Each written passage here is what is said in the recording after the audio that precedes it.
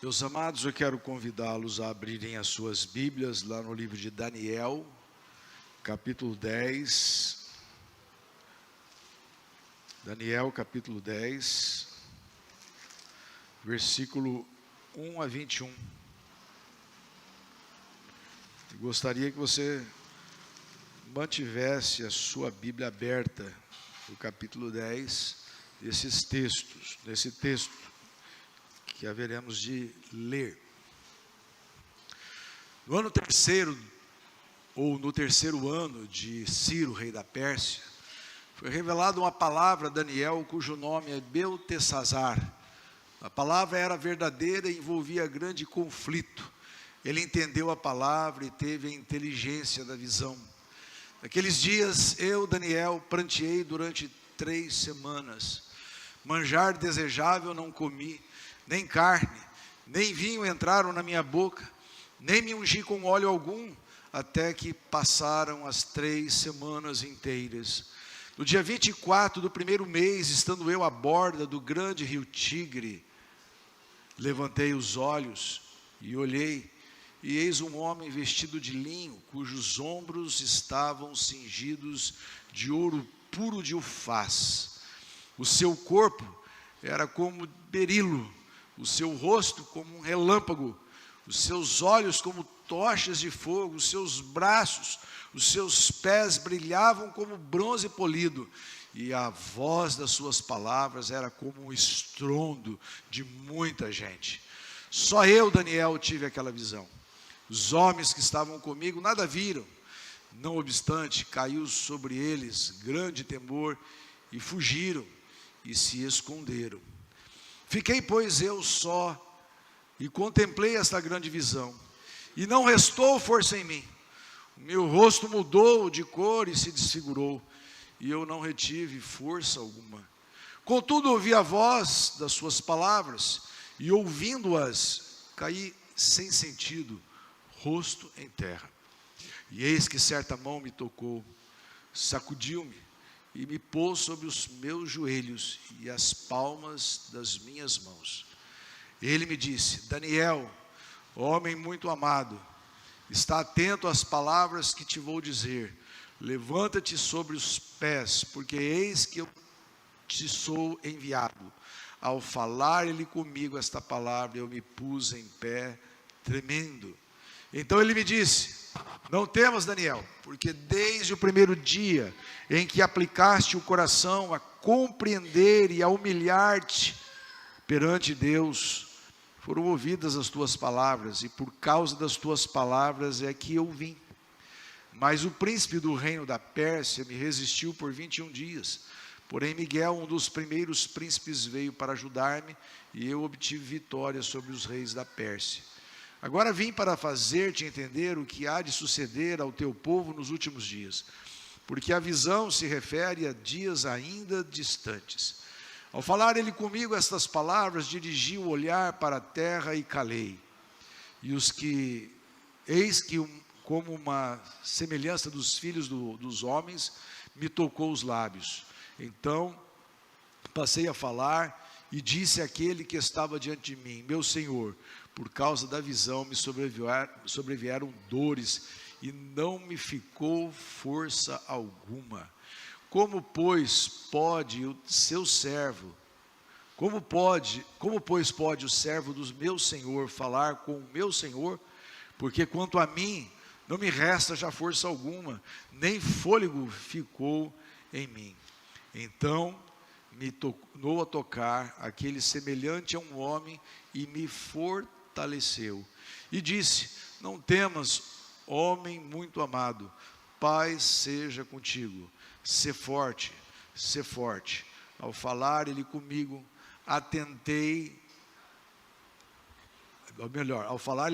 fiquei fortalecido e disse: fala, meu Senhor, pois me fortaleceste. E ele disse: sabes por que eu vim a ti?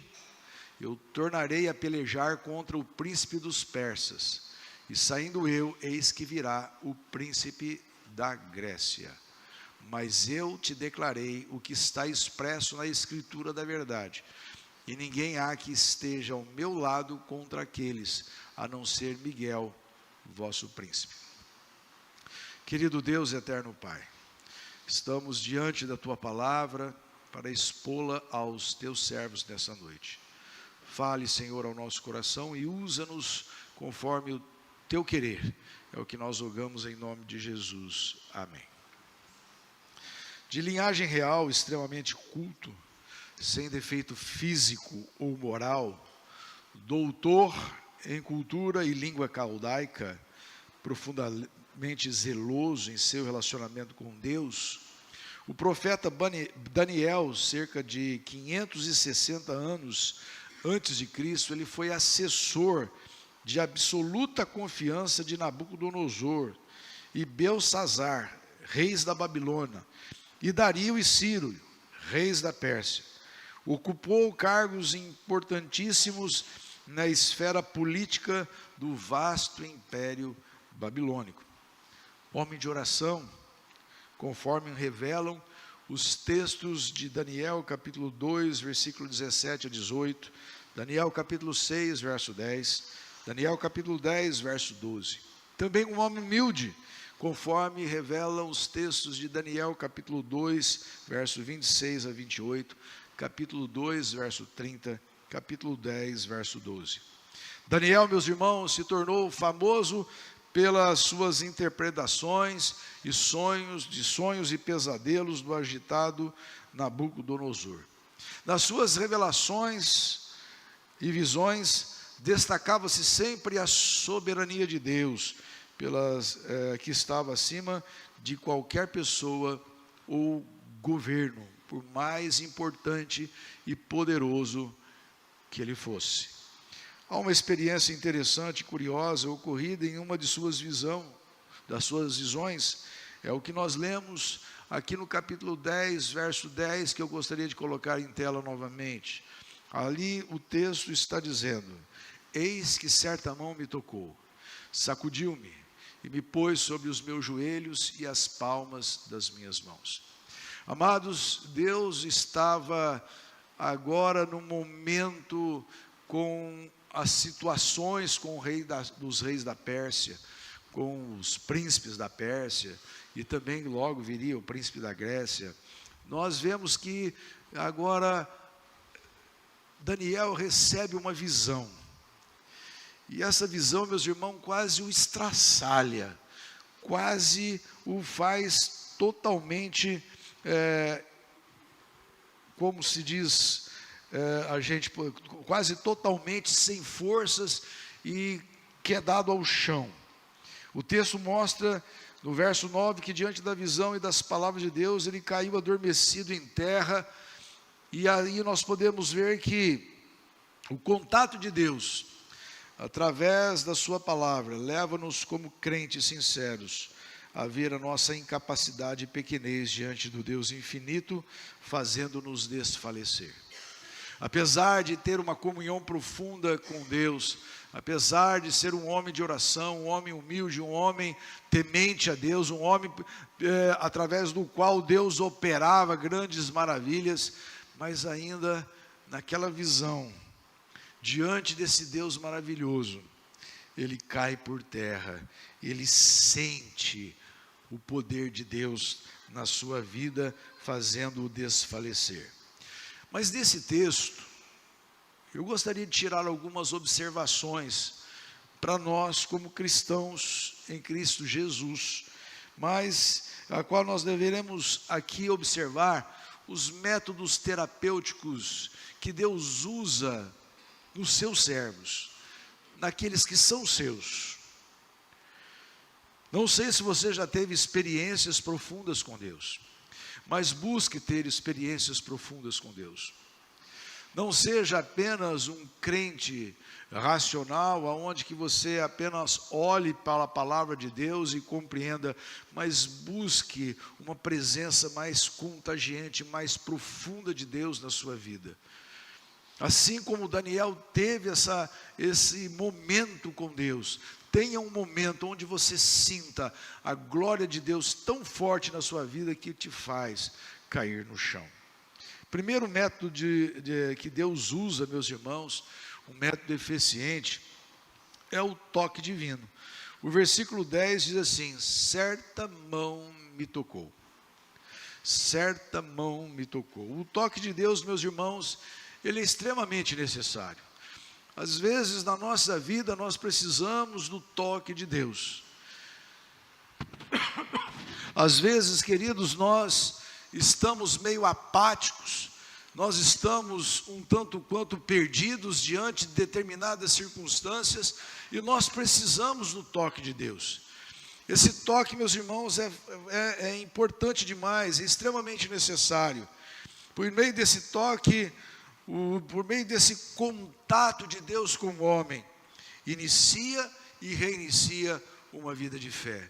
Se Deus não tocar no teu coração, você não se converterá ao Senhor, porque quem converte é o Senhor.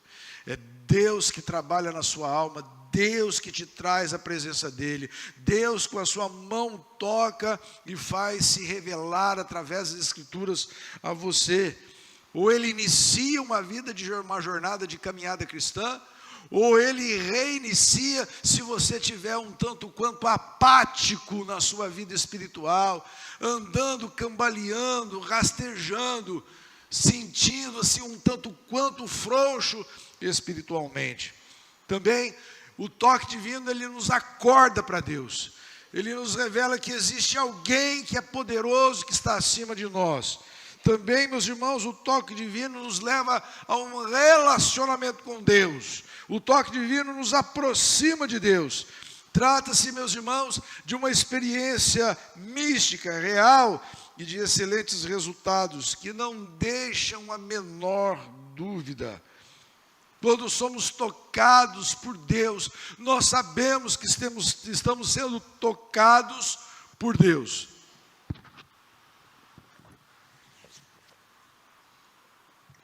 Pedi ao diácono aí para providenciar um pouco mais de água para nós. Então, nós sabemos quando somos tocados pelo Altíssimo, quando somos tocados por Deus, porque Deus, meus irmãos, tem interesse nas nossas vidas, em nos tocar, em transformar a nossa vida, em corrigir falhas, em ajudar-nos na caminhada cristã, na vida de santidade. O toque se realiza de um modo tão uniforme, aliás, de um modo não uniforme.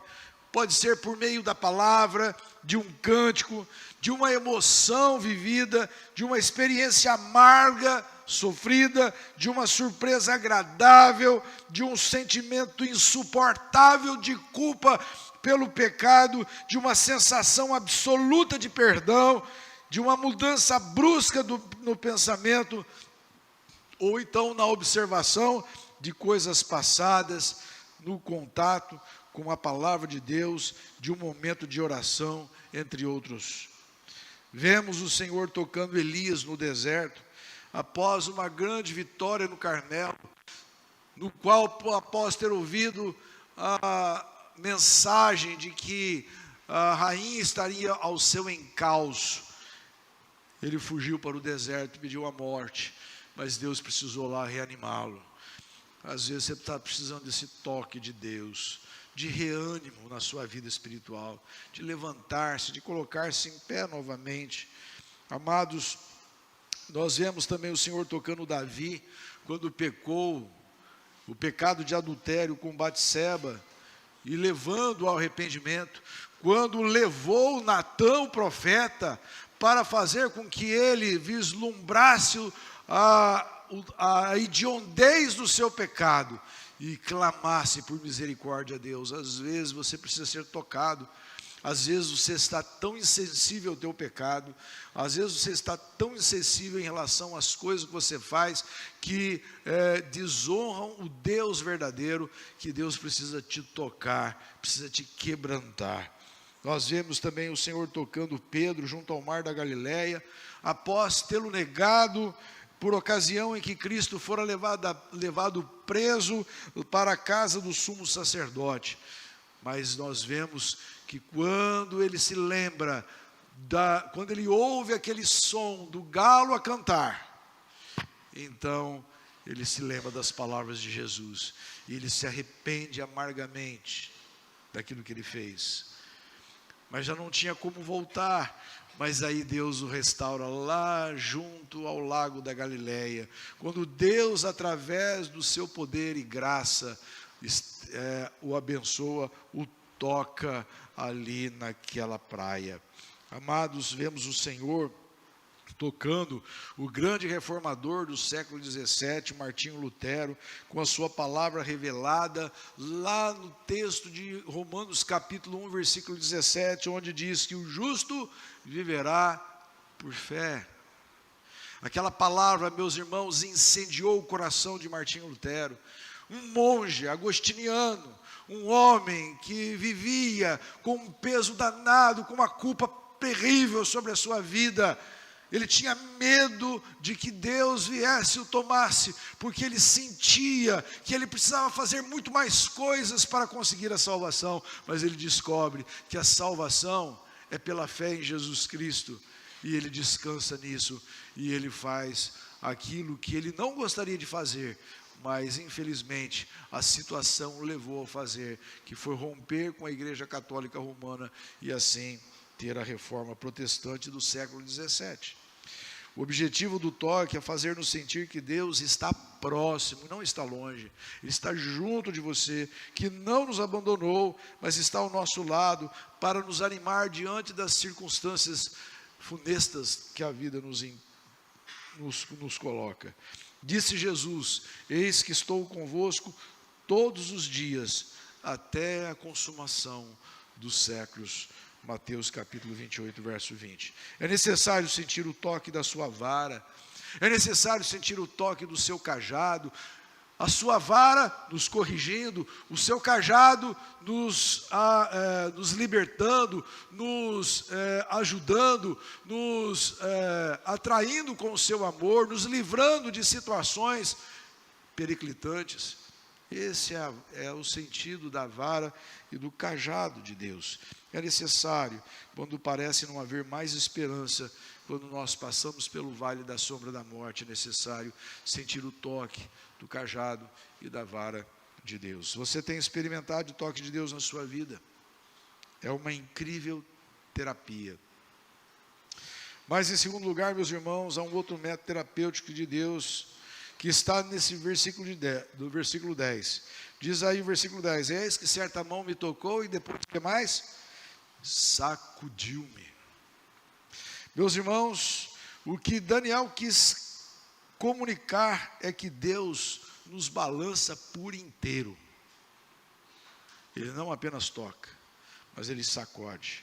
Essa, meus irmãos, é uma terapia muito usada na medicina para tirar o paciente de uma crise histérica. Você já viu aquela pessoa está histérica, aí você pega e dá uma sacudida nela, calma, né? Ou então, meus irmãos, de uma indiferença à dor e ao desgosto. Você já viu aquela pessoa, quando chega uma notícia da morte de um parente, ela fica tão impactada com aquilo, que fica numa indiferença tão grande, o desgosto toma conta, às vezes ela não consegue chorar, e às vezes é preciso dar uma sacudida nela, para que ela possa cair em si. Ou então, a perda do apetite, outras coisas. O médico dá um solavanco no doente e ele fica bom. Deus também dá um solavanco de vez em quando na vida da gente, para a gente ficar bom. Às vezes a gente está andando, aquele crente meia boca, aquele crente meio frouxo, aquele crente que não dá muito valor para as coisas do reino, outras coisas tomam lugar na vida dele. Deus, meus irmãos, precisa nos sacudir. Às vezes outras coisas estão entrando na nossa vida, estão substituindo a nossa adoração a Deus, a nossa comunhão com Deus, o nosso envolvimento com Deus. Deus, meus irmãos, tem sacudido o povo de Israel. Você abra para nós ali Amós capítulo 9, versículo 9. O que diz ali o texto, por gentileza? Olha como que Deus sacode.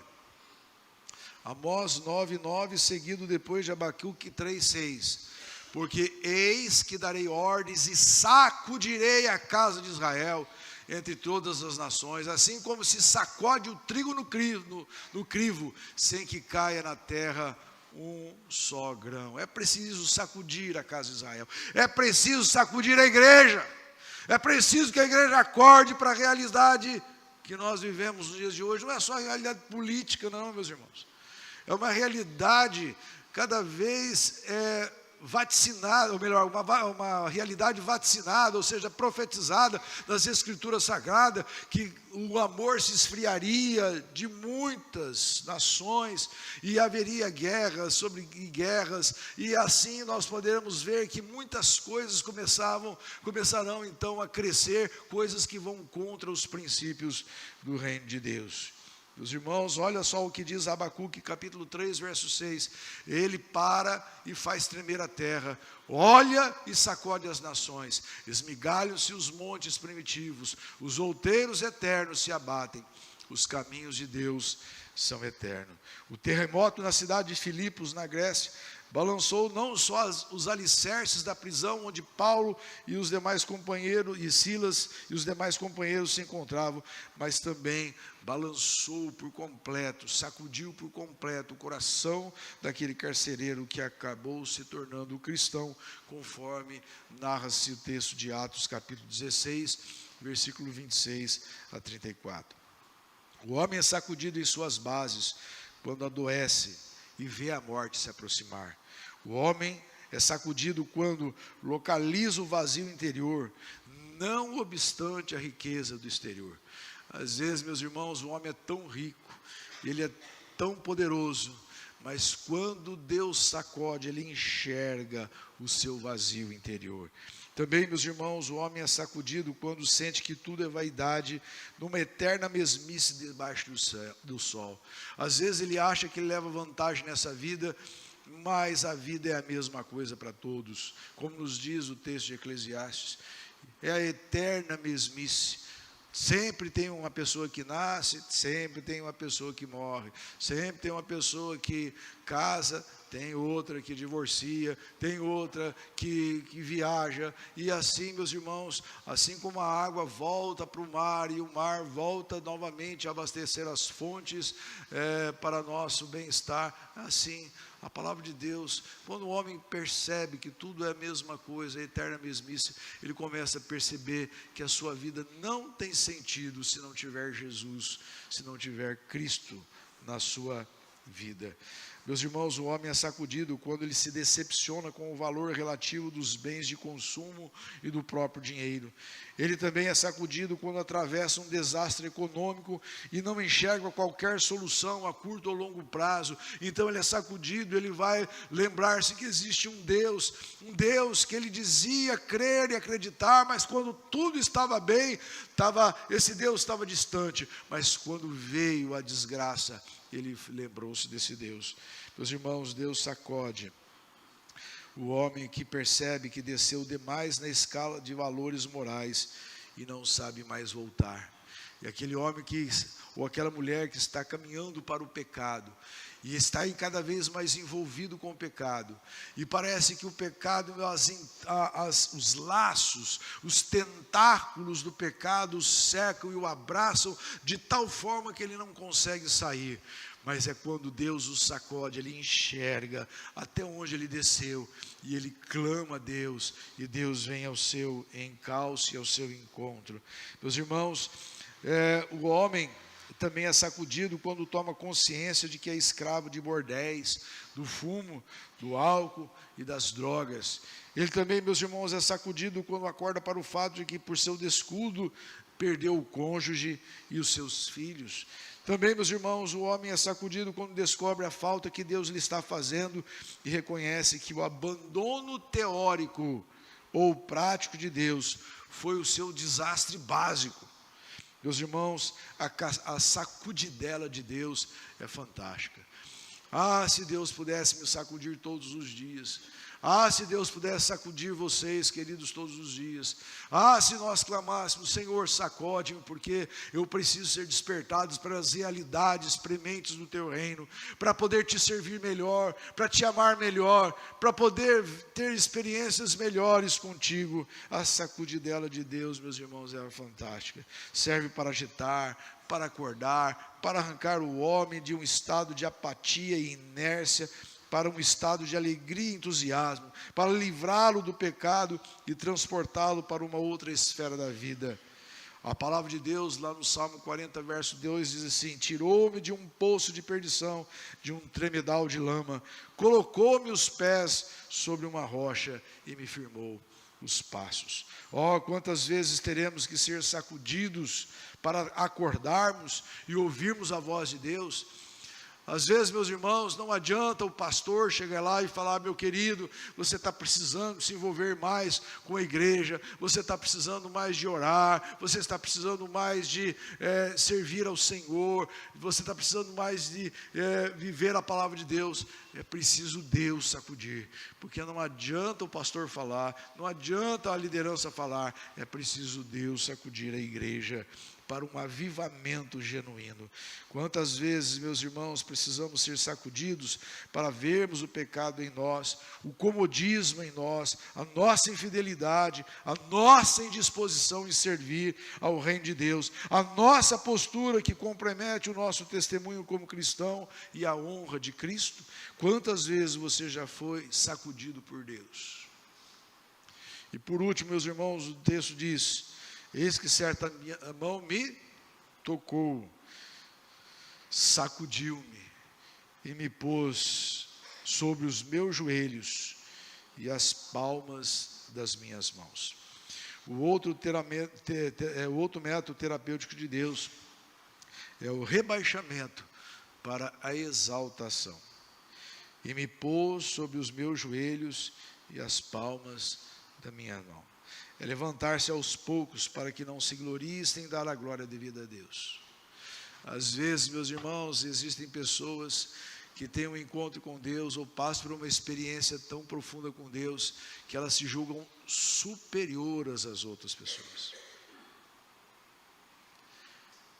Mas é aqui que nós encontramos, meus irmãos, Deus toca, sacode, mas Ele te coloca entre os joelhos, nas palmas das suas mãos. É levantar-se devagar, ao mesmo tempo que você vai enxergando a soberania do Altíssimo e o seu domínio absoluto sobre tudo e sobre todos.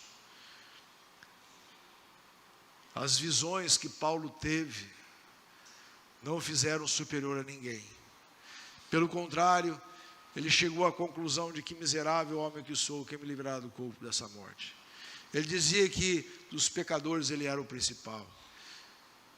Quanto mais nos aproximamos de Deus, quanto mais somos tocados por Deus, sacudidos por Deus, mais humildes nós ficamos. Mais dependente de Deus somos. Não que Deus tinha algo contrário a Daniel, longe disso. Deus lhe chama lá no versículo 11 e o versículo 19 de homem muito amado. E olha só, meus irmãos, o versículo 18: então me tornou a tocar aquele que era semelhante a um homem e me fortaleceu. Além de ser tocado, além de ser sacudido, além de ser colocado de joelho entre as palmas de suas mãos, agora ele é tocado novamente, mas para ser fortalecido, porque ele não tinha forças. Ele próprio está dizendo aqui: Senhor, eu não tenho forças. Mas ao falar Deus com ele, ele ficou fortalecido. E disse: fala, Senhor, por me fortaleceste. Porque no versículo 16 ele diz assim: eis que como semelhança dos filhos dos homens me tocou os lábios. Então eu passei a falar e disse àqueles que estavam diante de mim: meu Senhor, por causa dessa visão me sobrevieram dores e não me ficou força alguma. Aí então ele pede essa força. Como, pois, pode o seu servo, o Senhor, falar com o seu Senhor? Porque quanto a mim não me resta força alguma, nem fôlego ficou em mim. Deus, meus irmãos, quando Ele trabalha em nós, Ele trabalha de uma forma tão poderosa, que nós sentimos a mão dEle, nós rejeitamos o nosso eu, nós quebrantamos da sua presença, nós nos quebrantamos do nosso orgulho, da nossa jactância, nós nos tornamos acessíveis a Deus, humildes, totalmente colocado em suas mãos, dizendo: usa-me, Senhor, eis-me aqui. Não tem como negar quando Deus atua em nossas vidas. Mas, meus irmãos, uma atitude de humildade e temor expressava-se em Daniel, bem como sentia-se sem forças para falar com Deus, conforme já narrei o verso 17, que diz, como, pois, pode o servo do meu Senhor falar com o seu Senhor? Porque, quanto a mim, não me resta já força alguma, nem fôlego ficou em mim. Em nosso relacionamento com Deus, ao nos encontrarmos diante da sua grandeza majestática, nada fica igual. Nunca saímos do mesmo lugar da mesma maneira que entramos. Nós nos colocamos por terra vitoriosamente. Amados, nós podemos observar isto. Isso é um momento de exaltação. Não é para a nossa glória, mas é para a glória de Deus. Quando isso não acontece, é porque o orgulho está endurecendo o nosso coração, tornando-nos insensíveis à sua voz.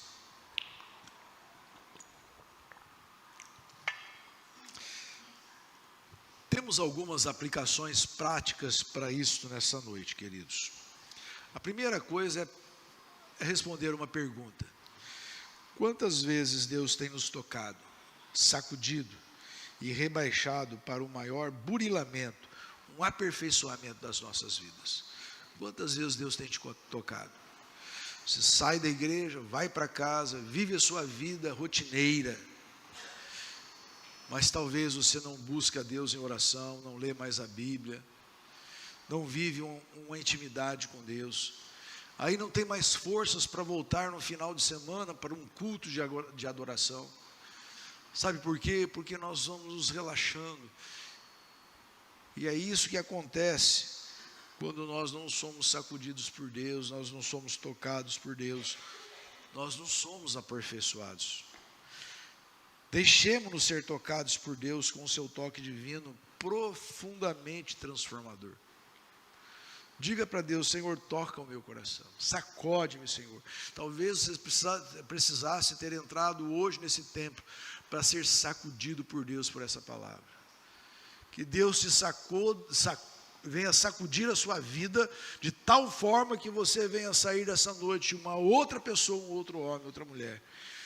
Um homem e uma mulher mais temente, mais humilde, mais decisiva em servir ao Senhor e não deixar para as outras pessoas fazerem, mas fazer para a honra e glória de Deus. Devemos rogar para Deus que Deus nos sacuda a fim de acordarmos para os nossos erros e enxergarmos a sua glória. Não devemos relutar quando somos levados ao chão, para que aprendamos com humildade a adorar o Senhor Altíssimo, soberano e absoluto das nossas vidas, permitindo que Ele nos fortaleça e nos coloque de pé para realizarmos os seus santos propósitos. Esse também é um método terapêutico utilizado por Deus para salvar o homem, fazendo-o cair por terra o seu eu, abrindo seus olhos para a maravilhosa graça de Cristo na cruz e levantando-o para ser um propagador do reino de Deus e a salvação do seu filho. Sim, queridos, se você entrou nessa noite e ainda não teve encontro com Jesus, Deus pode estar sacudindo a sua vida pela primeira vez. Ele está tocando a sua alma, tocando o seu coração, para que você entenda que você não é ninguém, apenas uma criatura dele, cheia de pecado e que não se inclina para as coisas dele. Você vai entender que Ele está sacudindo você para despertar-se para a realidade de que você está indo para o inferno. E olhar para a cruz, onde Ele próprio desceu a esse mundo na pessoa de Cristo. E ali morreu para dar a sua vida por mim e por você. Para que você pudéssemos receber o presente que é os céus. A vida eterna. Que está em Cristo Jesus. Mas quantas vezes precisamos ser sacudidos? O homem por si só está morto nos seus delitos e pecados. Ele não tem condições absolutas de voltar-se para Deus. Ele não tem o livre-arbítrio, ele tem a livre-agência para fazer tudo que pode fazer na terra, até as coisas boas, mas para escolher a Deus ele não tem esse livre-arbítrio. Porque para você escolher a Deus, você tem que ter a operação do Espírito Santo. Somente pelo Espírito Santo nós podemos dizer Senhor, Senhor. Somente pelo Espírito Santo nós podemos receber o presente da salvação em Cristo Jesus, quando a obra de Cristo é aplicada no nosso coração e nós respondemos pela fé. Portanto, meus irmãos, Deus está te sacudindo nessa noite. E Deus vai dizer para você, não existe outro melhor que eu. Eu vim para trazer você, não para você ser o melhor, mas para você servir. Eu quero servos que sirvam e adoradores verdadeiros que me adorem. Que Deus te abençoe. Amém.